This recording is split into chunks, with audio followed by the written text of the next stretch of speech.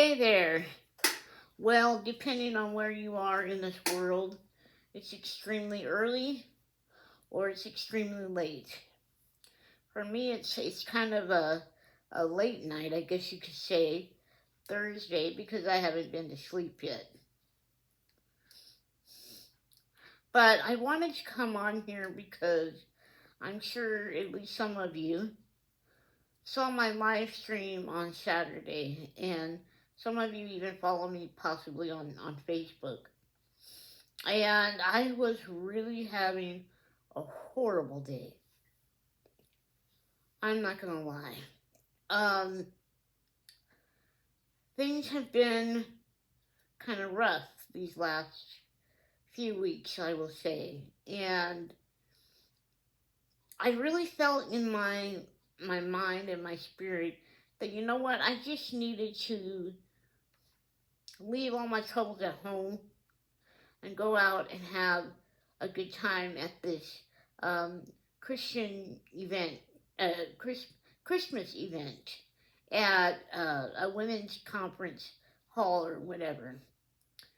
And it looked like it was going to be fun. They were serving a lunch. It was only $20 to attend. Thankfully, you didn't have to register in advance. And so I had really set my mind that I was going to go to this event. I tagged a few friends from my church and said, "Hey, you guys want to go?" Nobody answered. So I ended up not making it, and I was really frustrated because I was looking forward to it. I'm like, I just felt like I needed to have a fun day. A fun day with or without friends. Um, and to be honest with you, I truly don't have very many friends. My sisters used to think I was a social butterfly. I'm this really outgoing person. She'd probably think that even more if she saw me doing, TikTok and YouTube and Facebook. The truth of the matter is, I'm really not that outgoing. And I think the more this world becomes crazy and the more deceitfulness there is in this world, and the more I get emotionally hurt or spiritually hurt by people, it makes me more of an introvert. But even more than that, lately I have been feeling like, God, am I even making a difference? And no, I haven't been real strategic in my ministries because, it's just like I look around and even where I live and I'm like, God, where are you? You know, we got parents killing children and we got, even in local where I live, um, there's just a lot of hatred in our world. And I'm like, is anything that you're using me for making a difference? This is what I was asking God. And so I decided to get up and get ready and, I dress, fairly nice. I'm in my pajamas right now. I hope y'all don't mind. It's like 1:17 a.m. So I ain't going nowhere. But anyway, so I got dressed and I decided to go to this event, and I knew it was going to be 2 city buses in order for me to get to this event. I was like, okay, well, that's not a big deal. It was actually a nice day. It was warm weather, bright, sunny, blue skies. And I thought, I'm going to go and I'm going to enjoy this event, whether anybody joins me or not, you know. And I purposely got to the bus stop about 30 minutes before I needed to go in case I was going to have to skip a bus at least because I don't know where y'all live, but where I live on each bus there's only two seating places for people in wheelchairs. And well, when I got there, there were already two people in wheelchairs waiting to get on the bus. So that right away told me I was going to have to wait for the next bus. Not a problem. I was not upset at that at all. But what I was upset about was the first bus that came by, before he even got to the bus stop, he had a sign on his bus that said full. The front part of his bus was completely empty. And then he let everybody out before he even got to the bus stop and pulled away and just like, wait, bye, you know. So I was like, what the heck? So I thought, okay, well, you know, maybe he's, you know, running late. He's already supposed to be off work. So I was like, okay, well, whatever, you know. Wasn't thrilled about it, but he shouldn't have said full on his bus. He should have said out of service.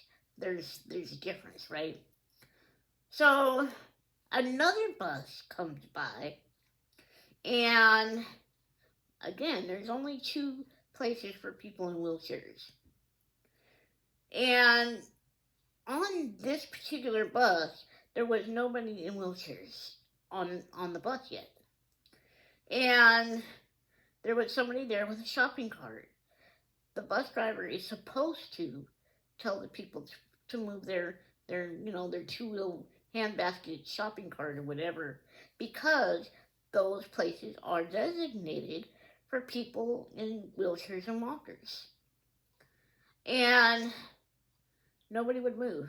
There were on one side where it was also designated for people in wheelchairs. It was some young people there, and right across, which was the other place for people in wheelchairs, they had their basket. So they were taking up two seatings, the only two seatings, that were designated for wheelchairs, and they refused to move, and the driver refused to make them move. So I really was not happy. So that bus leaves. Another bus, okay, there's now still three of us in wheelchairs still waiting to get on the bus. And there's also, on that second bus that came, there was quite a crowd of ambulatory people also waiting to get on the bus because the first bus that came by didn't even stop.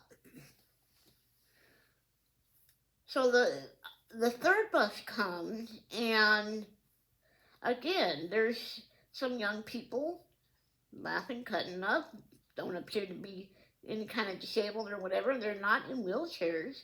So if they can walk at least well enough to get to those seats, they can walk well enough to go one seat back. I mean, come on. But the other place was open for one wheelchair. Now, there was a man, he was the first one there. And I had been talking to him, waiting on all these buses, right? And he had shared with me that he had fallen at home and getting out of the tub. So he was trying to get to the hospital because he felt like he had broken some ribs. And I know a lot of you are going to say, why didn't he call an ambulance? Okay, you have to understand, when you're not able to walk, you have to really rely on your wheelchair. Unless you absolutely have to, you don't want to call an ambulance because they will not take your wheelchair with you to the hospital. So that presents a problem for most of us, myself included, on how to get back home. And this was on a Saturday, mind you. So medical transportation is really not very available in my town anyway on the weekends. And if it's available at all, you're already going to be sitting waiting for the Lord knows how long in the emergency waiting room to be seen, and then you're going through all, whatever testing they're putting you through. And so you're already going to spend at least probably 4 or 5 hours at the hospital just to find out you got some broken ribs. But he also needed to make sure he did not puncture a lung, because he did look like he was having a little bit of trouble, but not, excessive. So I couldn't believe when the driver let the woman who just barely came before me and after the man who needed to get to the hospital, the driver put her on first. How is that fair? And I'm like, I don't know if the man was because he was in pain or whatever, but he did have his um, young adult daughter with him. And I'm like, why is he not speaking up for himself? So when I saw that, I was just like really flabbergasted. And I started yelling at the driver. I said, why aren't you letting him on? He was here before either me or the lady that you just put on your bus. And she should have had enough class, I guess you want to say, you know what? By rights, that man was here before me. You know, he should go on first. Now, even if I would have been there before this man making it, legitimate, I had the right, I guess you could say, to go on the bus before him. If I would have known he was trying to get to the hospital, I would have said, dude, you go before me. What is wrong with America that we are losing our humanity? So when another bus came, this is like bus number 4, I think, neither one of us, me or the man, could not get on the bus. And that driver's answer was, I'm running late, I don't have time. So I call Omnitrans bus system, and nobody answers. I'm on hold with my cell phone, I don't know, probably 20 minutes at least, and I'm just getting a repeated recording. Okay, so mind you, I got to the bus stop at 12:30. I was supposed to catch my first bus, because it was 2 buses I needed to take, remember? I was supposed to catch my first bus no later than 1 p.m. 2 o'clock rolls around, which is where I should have already been to my event, because that's what time it started. I'm still waiting to get on the first bus. I never got on it. And I said, you know what? By the time I get there now, the event is going to be at least halfway through, if not completely finished. So I was just really not happy. And I went on Facebook Live, and then I don't remember if I came on TikTok Live while I was still out or if it was after I came home. But for anybody that saw that, you probably knew that I was angry. So I ended up just going and grabbing a bite to eat locally and stuff in my, Starbucks, because that's my replacement for alcohol. I'm going to tell you that right now. Starbucks is my friend. So I'm listening to music, Bluetooth to my hearing aids, and I'm walking. I'm still angry, walking in my wheelchair. Not like walking like y'all walk, but just humor me. Anyway, so I'm going along, and I'm kind of crying, but I'm more angry than, and I'm sad. I'm sad at our community. I'm sad at our society right now. And I'm like, God, where were you? And it wasn't until I got home and I'm sitting there and I'm drinking my Starbucks and I turn everything off. I turn off the music. I turn off this book that a Christian book that I was listening to. I just turn everything off. And, God said, be still. Be still so that you can hear me. And he kind of replays the entire time that I was at that bus stop, not just what took place with the bus company itself. So I'm coming up on 4 years that my sister has passed. I only had one sibling, and January 17th will make 4 years that she has been gone. So I've already been an emotional wreck. My birthday was December 9th. My sister's birthday would have been December 13th. So we always joked around for 4 days every year that we were twins because for 4 days we were the same age. So it's just looking back at things that we did in celebrating each other and our own birthdays, more so after we became adults, and just life has been a struggle lately. But one of the things, because when my sister passed away, yes, I was a Christian, but I was not walking the walk. I was not leaning on God at all. I wasn't reading His Word. I wasn't praying the way I should be. It was more like, selfish prayers like, God, just help me.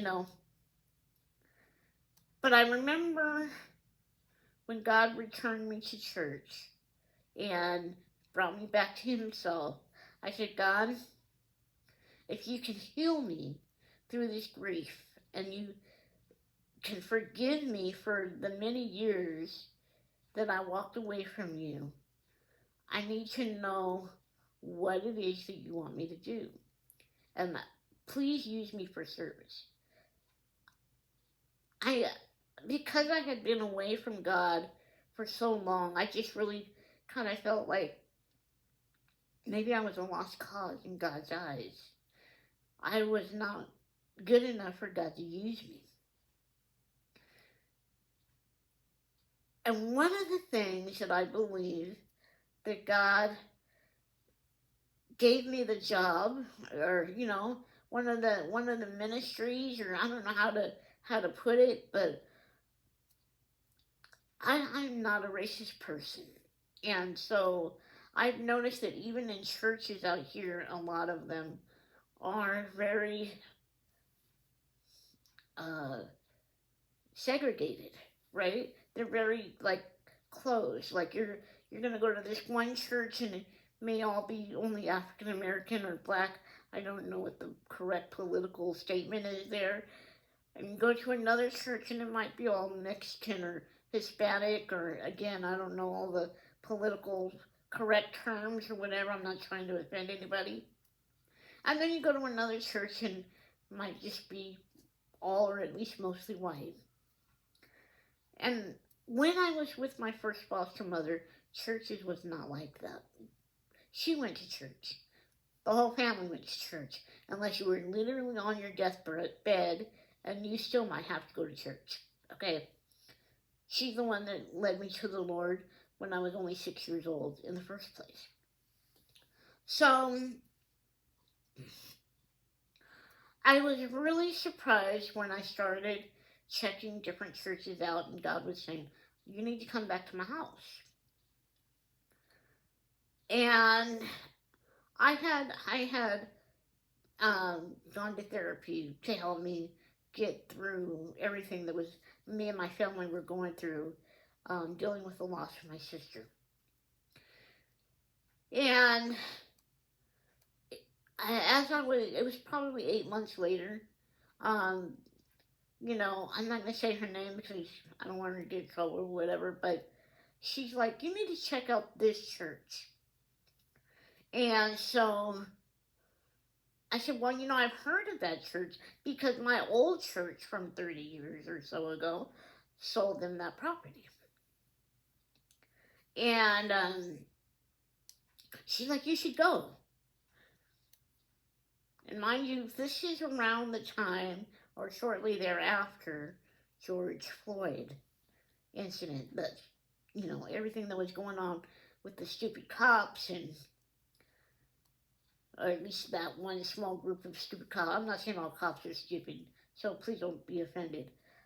There are some really good ones. I know that's a whole nother story that I could share with you another time, but there are some good cops. So the church that she had referred me to, I already knew was pretty much an all-black church.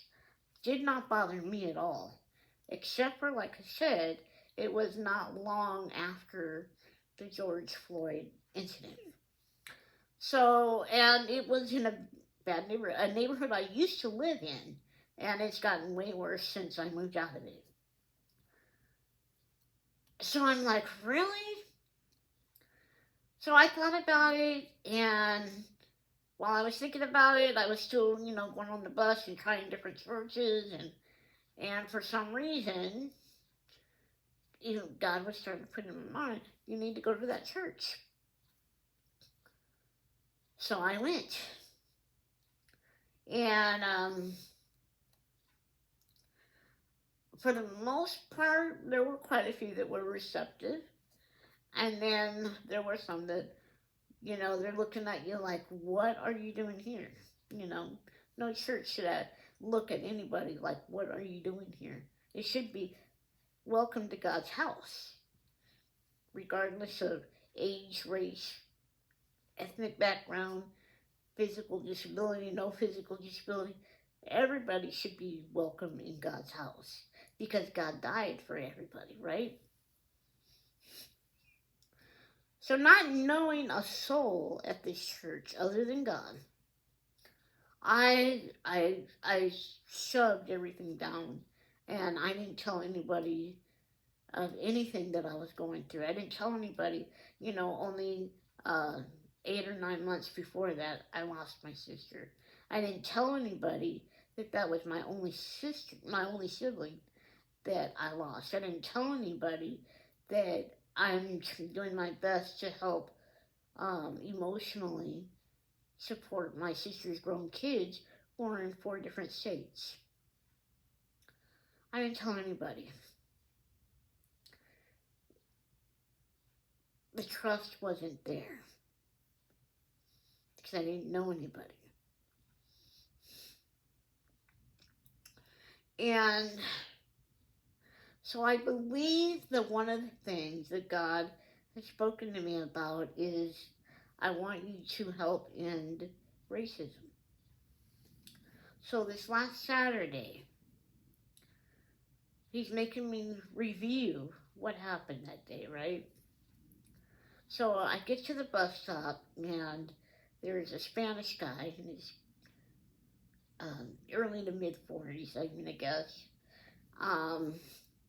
We were talking, and we were talking about, gang violence, and he was talking about how we all need to just get along, and he may have been at one time in a gang. For all I know, may have been in a gang on Saturday, but he didn't disrespect me. He didn't, he wasn't rude. And we just sat there for probably 20 minutes or so, having a conversation, waiting on the bus. And then there was another lady that I was speaking to, and she happened to be a black lady.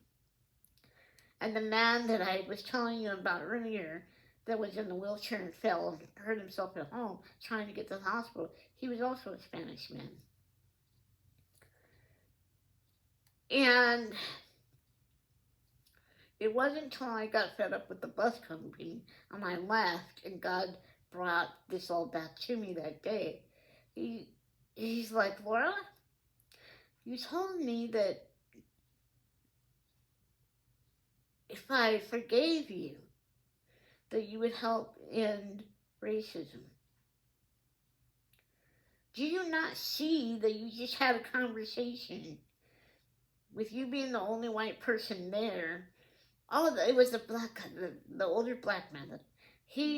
I hadn't seen him for a while. We always greet each other with a hug and a smile, and checking up on each other and whatever. But anyway, it was like God spoke to my spirit and said, Laura, do you not see? You hugged a black man at the corner that was genuinely happy to see you. You spoke peacefully to a man that may or may not have been a gang member because, he was talking, about gang violence, and he did say at least at one time that he was in a gang, but he was trying to get out because he didn't want his kids to be raised in that. And then you helped another person in a wheelchair that also happened to be Spanish. Or at least you tried to help him. I don't know that I really helped him, but the point is, there was 4 of us, different ethnic backgrounds, different backgrounds in general, I'm sure. Different age groups, even, you know. And there was peace. There was no animosity between any of us. And sometimes that doesn't happen, especially around an area that I live. And so I just kind of felt like that was God's confirmation to me that, yeah, Laura, you're struggling right now because you're not trusting me enough. And you're not pacing yourself enough in ministry.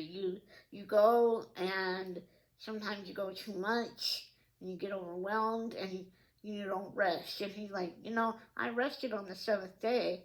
That's, kind of what I feel like God's telling me, that he rested on the seventh day.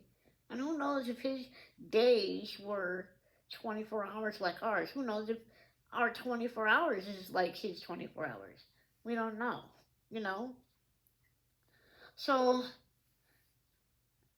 I'm going to read to you 1 John chapter 5, verse 14. Yes, verse 14 out of the Christian Standard Bible. I'm actually reading it from the Bible app on my phone. And I'm recording from my iPad. So 1 John chapter 5, verse 14. This is the confidence we have before him. If we ask anything according to his will, he hears us. And I wasn't asking God for anything material. I wasn't asking God for anything like money. I wasn't asking him for money. Sometimes I asked him, can I move away? And he keeps telling me no, just because I really don't like where I live. And sometimes we just gotta do what we gotta do, whether we like it or not. He has us in the position where he has us for a reason. So the thing that he gave me that I asked for was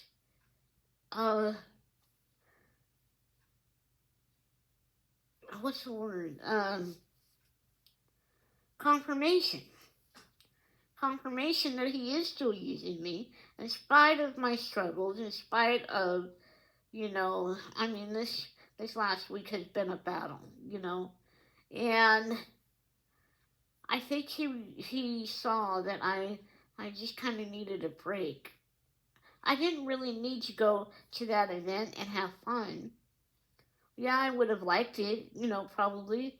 I would have enjoyed myself, maybe met some new people or whatever. But what I really needed was reassurance from God that he still heard me and that he still saw me useful.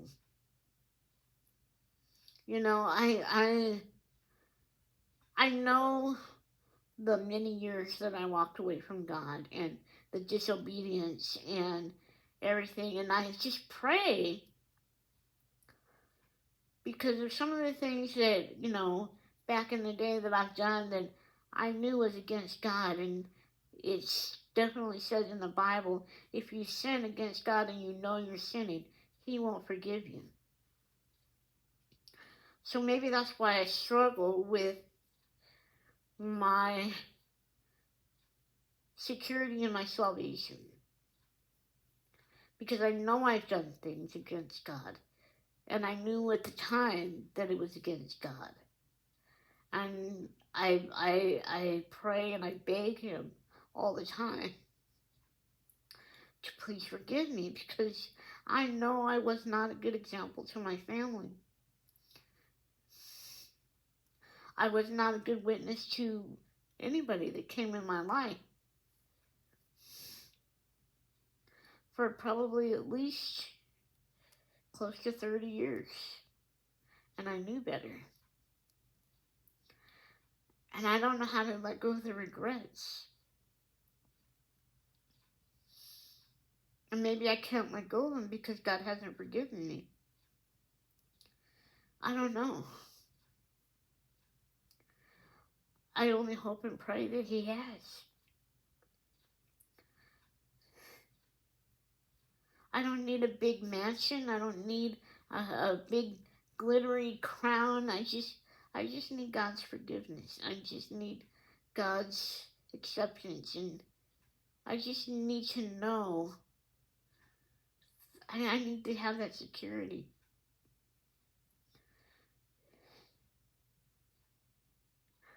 But I guess until I have that security, I will struggle. I will still battle, and I will still do my best according to the strength He gives me to serve Him in any kind of way I can. And I will continue to be grateful to Him when He gives me those confirmations, I guess. And maybe those confirmations is His way of saying, yes, Laura, I have forgiven you. But then the enemy attacks my mind and puts doubt and fear and regret. All those things are not of God, and I know that. Anyway, so again, if you saw my video or my live stream or whatever on Saturday, maybe the anger part wasn't really of God, but I will say this. We are supposed to speak up for other people, and we are supposed to hold the people who are doing wrong accountable. And that is what I was trying to do when I spoke out against the Omnitrans bus company on Saturday. And when I was trying to, get the driver to do their job. I'm not just talking one driver. I'm talking 4 different buses, 4 different drivers.